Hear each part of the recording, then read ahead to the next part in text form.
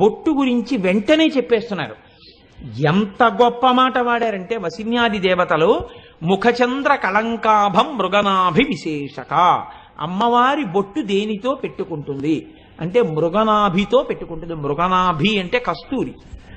మృగనాభి అంటే కస్తూరి మృగం యొక్క బొడ్డు దగ్గర నుంచి ఆ కస్తూరి వస్తుంది. ఆ కస్తూరి మృగం ఏం చేస్తుందంటే దాని వాసన దానికి తగులుతుంది మేత మేసేటప్పుడు. అబ్బా ఎంత సువాసన వస్తుందో, ఎక్కడిదో ఈ సువాసన అనేది అడివంతా పరిగెడుతుంది. దానికి తెలియదు దాని బొడ్డు దగ్గరే కస్తూరి పైకొచ్చింది, ఆ కస్తూరిదే ఈ సువాసన అది తెలుసుకోలేదు.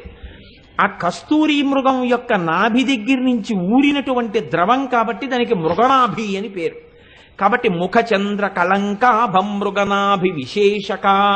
అమ్మా, నీ ముఖమండలమునందు నీ లలాటమునందు పెట్టుకున్నటువంటి బొట్టు ఎలా ఉంది?